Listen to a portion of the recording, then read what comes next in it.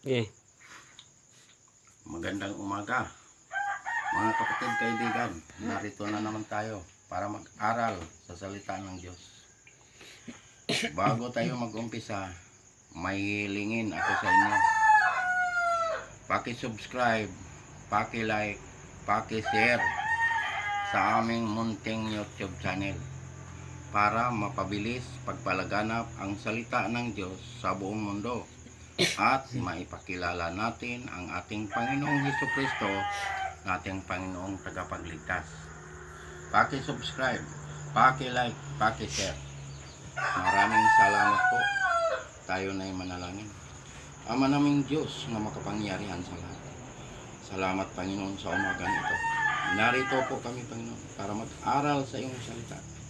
Basbasan mo po, Panginoon, ang lahat ng taga-subaybay at lahat ng tagapakinig nitong mensahe nito, na sila'y makakilala sa iyo at ikaw ay tanggapin bilang Panginoon at tagapagligtas.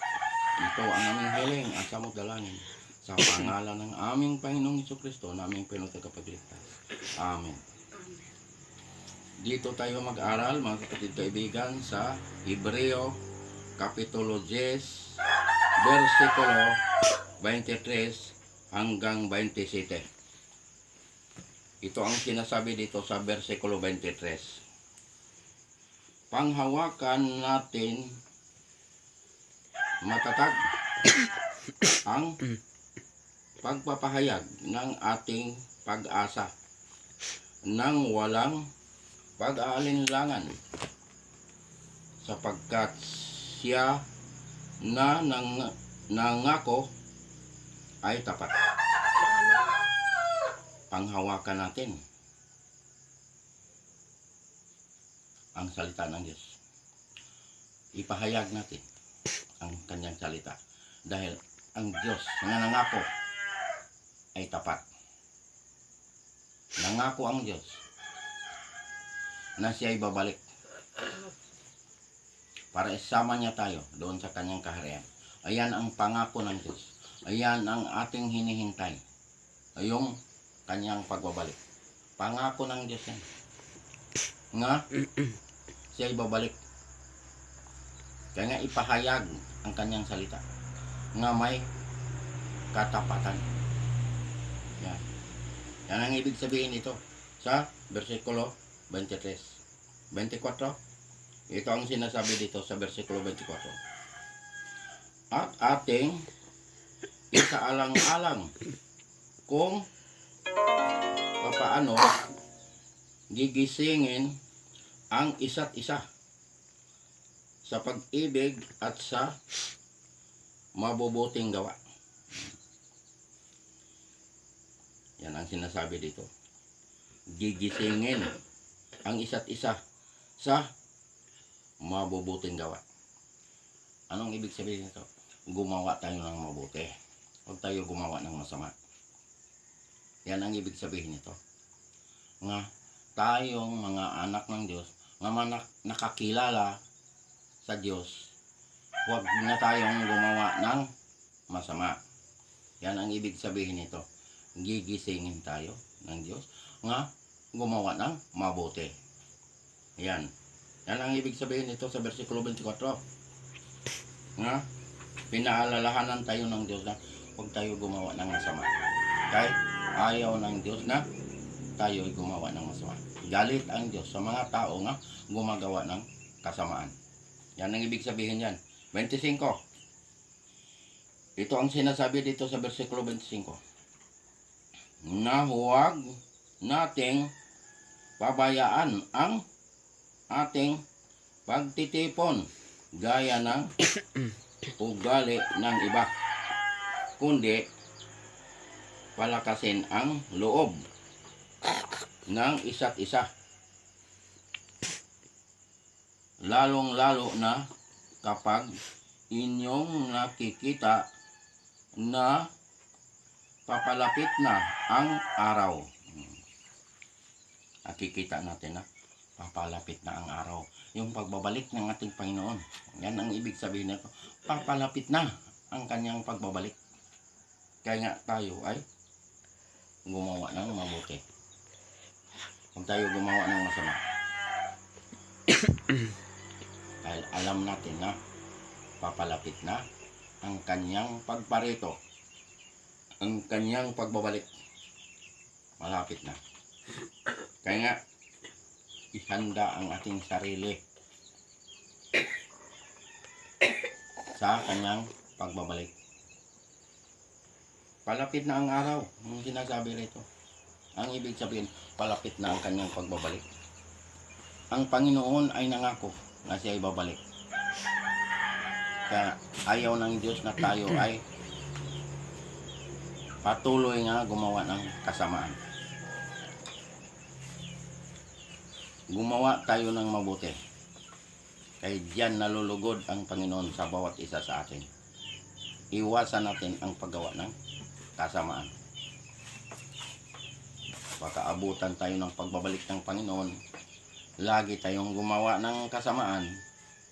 Ay, delikado. Galit ang Diyos sa mga tao na mahilig gumawa ng masama. 26. Ito ang sinasabi rito sa 26. Sapagkat kung sinasadya nating magkasala matapos nating tanggapin ang lubos na pagkakilala sa katotohanan, ay wala nang natitira pang alay para sa mga kasalanan. Pagsadyain natin paggawa ng kasalanan, wala nang alay pa. Dahil isang bisis lang si Kristo maipako sa krus, hindi na maulit yon. Kaya nga ang sabi, pag sadyain talaga paggawa ng kasalanan, wala nang alay para sa kapatawaran. Kaya sinasadya, huwag sadyain nga magkasala. Dahil ang Diyos, iniligtas niya tayo sa ating mga kasalanan. Binayaran ni Kristo ang ating mga kasalanan. Kaya huwag na natin gawin ang paggawa ng kasalanan. Dahil ang kabayaran ng kasalanan ay kamatayan. Kaya sabi dito, wala nang alay. Kaya hindi na maulit na si Kristo ay maipako pa muli sa cross. Isang beses lang yun. At ang lahat ng mga tumanggap kay Kristo, huwag nang gumawa ng kasalanan. Pagsadyain ang kasalanan, ay alam mo nang tinanggap mo na si Kristo bilang Panginoon na tagapagligtas, wala nang alay. Ang sabi rito, hindi na maulit, hindi na maipako ulit si Kristo. Isang beses lang. Kaya nga, huwag na tayong gumawa ng masama. Yan. Last verse, 27. Ito ang sinasabi dito sa versikulo 27. Kundi ang kakilakilabot na paghihintay sa paghukom at isang naglalagablab na apoy na tutupok sa mga kaaway. Kaaway ng Diyos pala, yung mga mahilig gumawa ng kasalanan. Yan ang sabi rito. Hihintayin ang pagtupok sa naglagablab na apoy. Yan. Tutupokin ng Diyos lahat ng masama. Tutupokin niya sa apoy. Kaya mga kapatid, kaibigan, iwasan natin paggawa ng kasamaan. Ihanda ang ating sarili sa muling pagparito ng ating Panginoon. Dahil ang Panginoon ay babalik. Nangako siya na siya ay babalik. Ano ang ating gagawin para tayo ay maging handa sa kanyang pagbabalik? Ihanda ang ating sarili sa kanyang muling pagparito.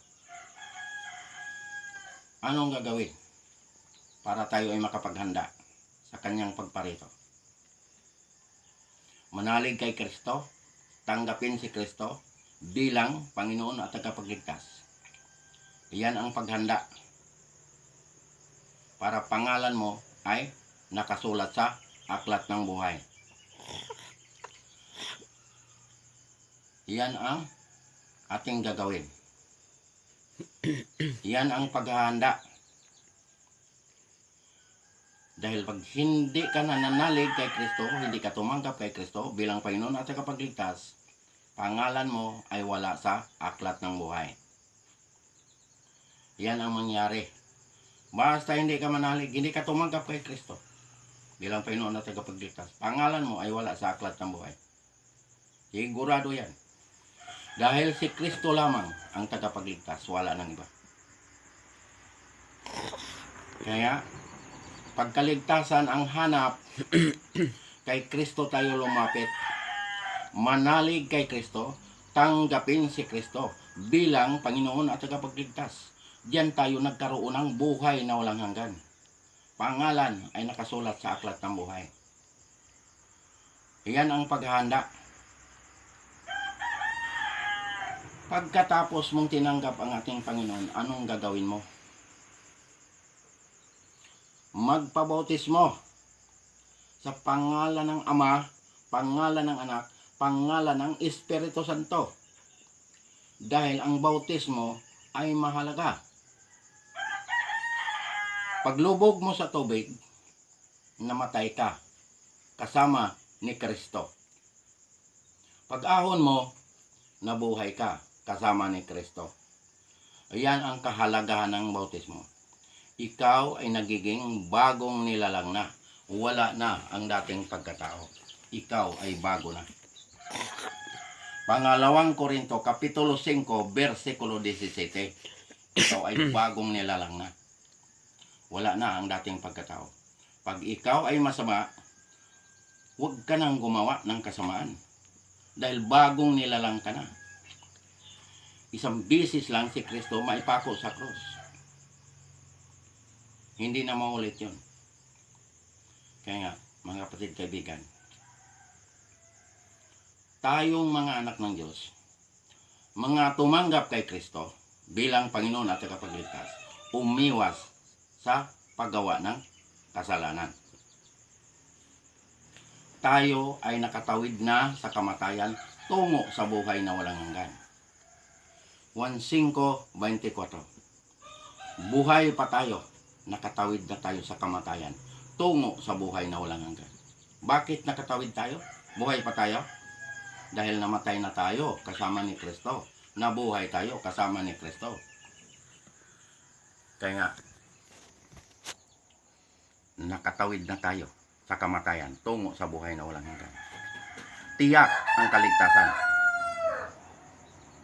Dahil nakatawid na tayo sa kamatayan tungo sa buhay na walang hanggan. Kaya huwag na tayo gumawa ng kasalanan. Kay galit ang Diyos sa mga tao na gumagawa ng kasalanan.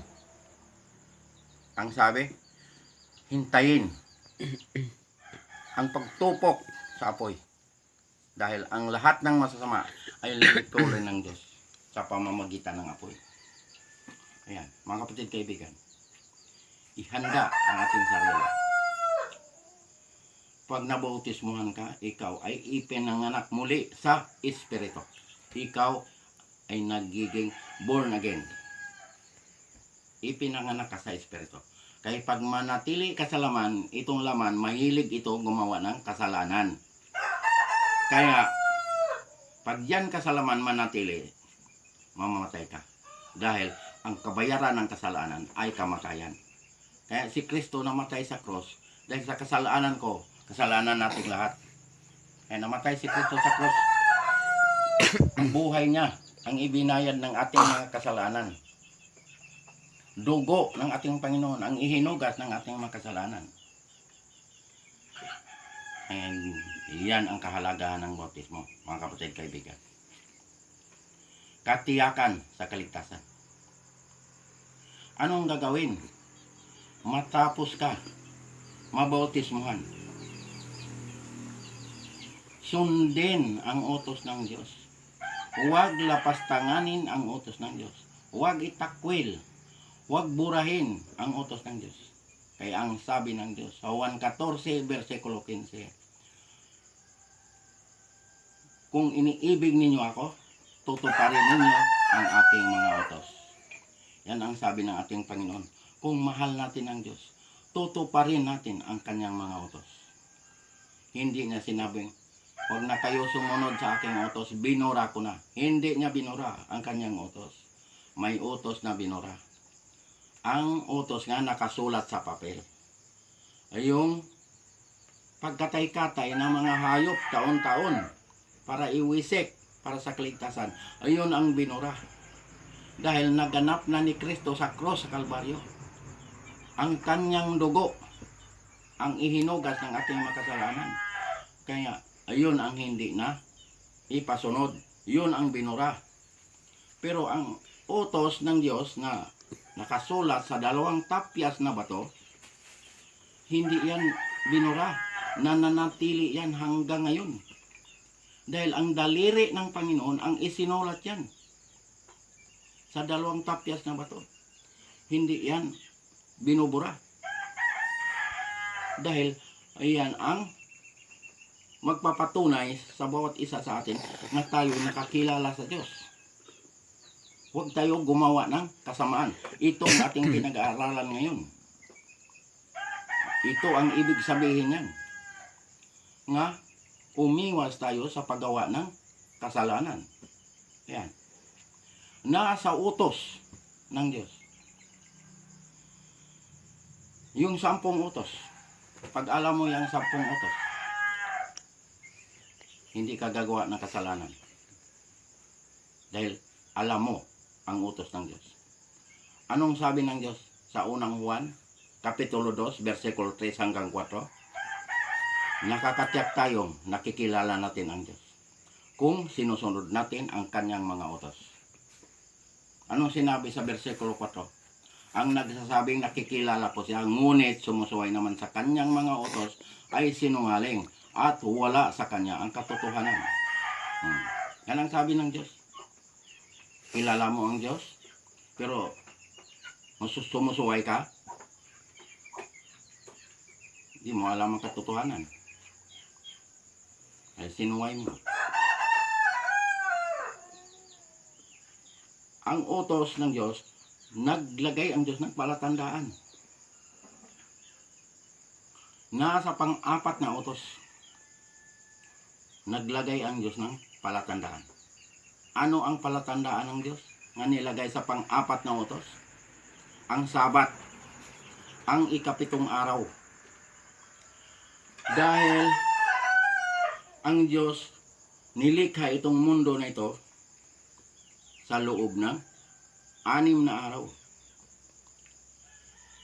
Nilikha niya langit, lupa, dagat, lahat nandirito. Pati tayo nilikha ng Diyos sa loob ng 6 na araw. Anong sabi ng Diyos sa ika-7 araw? Siya ay nagpahinga. Yan ang sabi ng Diyos. Nagpahinga siya sa ika-7 araw. Anong araw yun? Yung Sabat, yung Sabado. Yan ang ipinagpahinga ng Diyos. Bakit nagpahinga ang Diyos? Napagod? Hindi napapagod ang Diyos dahil ang Diyos ay makapangyarihan.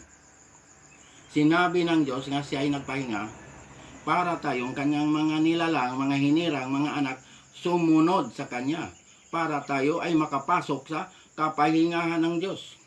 Kaya naglagay ang Diyos ng palatandaan sa kanyang mga anak, mga hinirang, mga nilalang. Ang sabi ng Diyos, kilala ninyo ako, kilala ko kayo. Ezekiel 20:20. Kaya naglagay ang Diyos ng palatandaan, ang Sabat. Dahil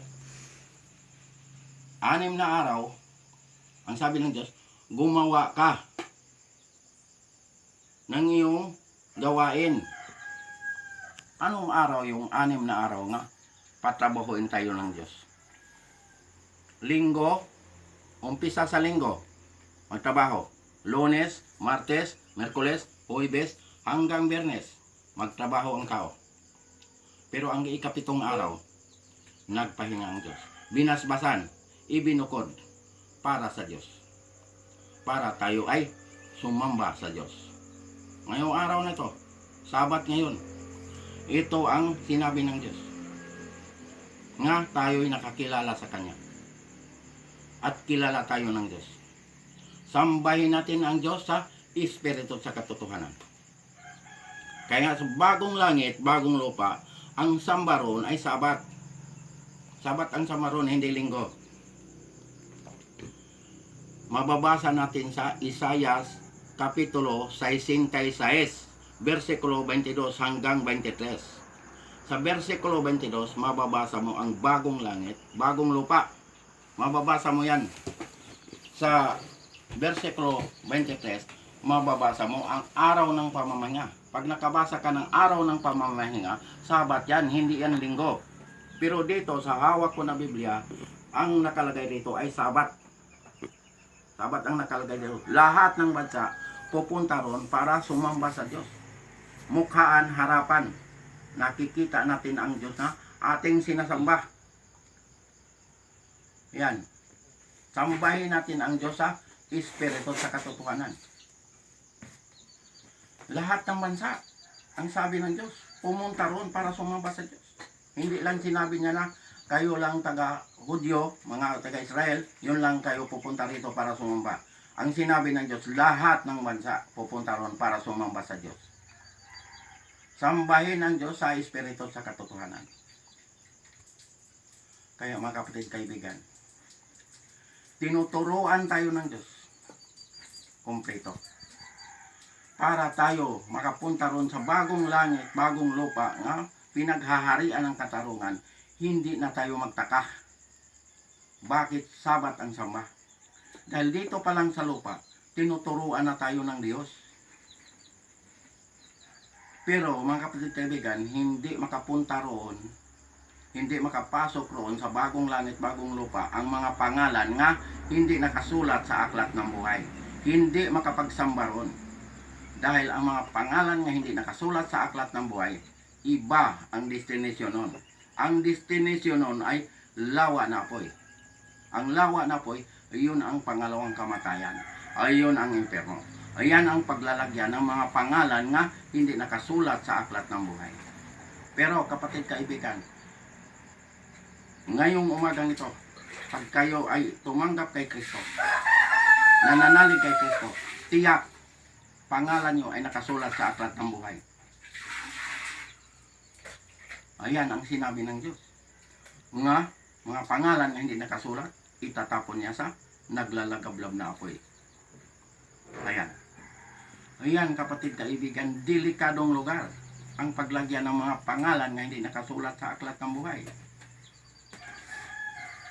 Dahil napakainit sa impyerno.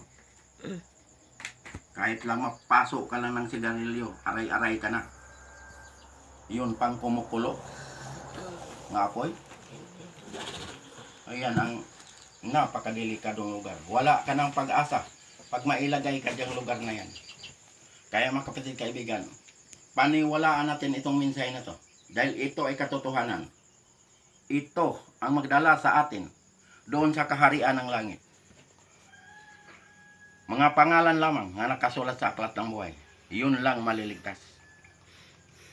Pahayag, Kapitulo 20, versikulo 15.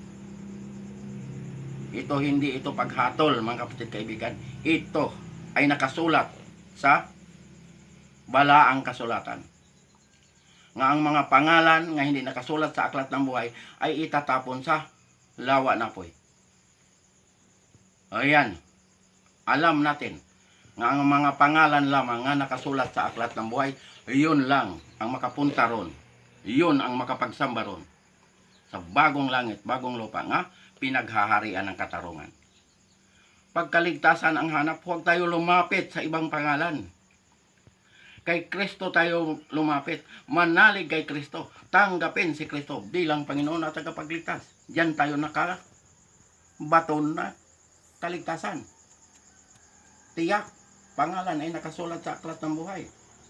Ayan mga kapatid kaibigan, tiyakin natin ang ating kaligtasan. Ngayong buhay pa tayo. Dahil ang kaligtasan, ngayong buhay pa tayo. Pangalawang Korinto, Kapitulo 6, versikulo 2. Ngayon ang araw ng kaligtasan. Hindi kapag patay na. Akala ng iba, iligtas siya kapag patay na. Ngayon, ang kaligtasan, buhay ka pa.